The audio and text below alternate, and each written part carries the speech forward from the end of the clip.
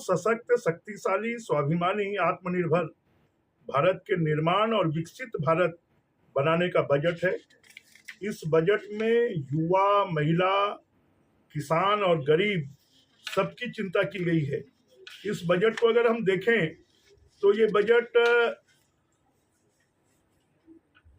के माध्यम से लगभग जितने वादे या मोदी जी की गारंटी थी उसको पूरा करने का काम किया गया है।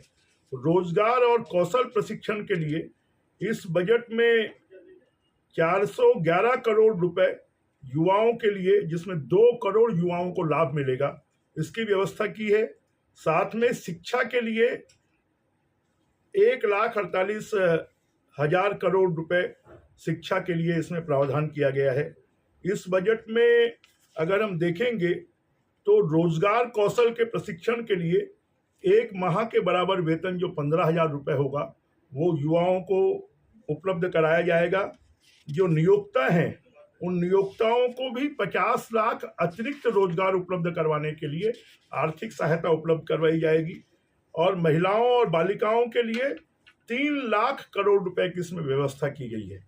और शिक्षा ऋण जो है वो 10 लाख रुपए तक दिया जाएगा, जिसमें 3% ब्याज की छूट होगी।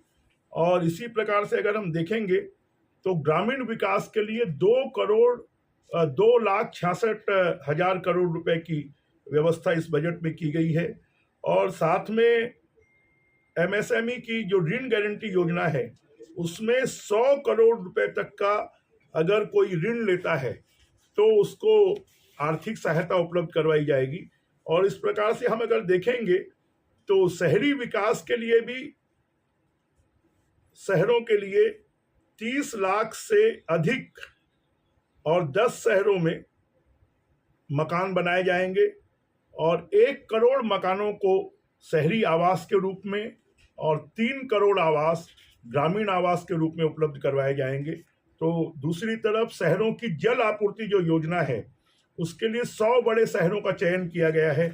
और उसमें मुझे लगता है हमारे छत्तीसगढ़ के भी 5 से ज़्यादा शहर इसमें आएंगे। स्ट्रीट वेंडर के लिए भी इसमें व्यवस्था की गई है। ऊर्जा के संरक्षण के लिए भी व्यवस्था की गई है। और देश को सशक्त बनाने के लिए परमाणु ऊर्जा के माध्यम से एक नई ऊर्जा का स्रोत ढूंढा गया है और उसके भी प्लांट्स लगाए जाएंगे। तो और भूमि सुधार के लिए भी इस बजट में व्यवस्था की गई है। और शहरी भूमि सुधार के लिए जीआईएस का उपयोग किया जाएगा। श्रम संबंधी सुधार भी किए गए हैं। वात्सल्य योजना और नई पेंशन स्कीम भी लाई गई है।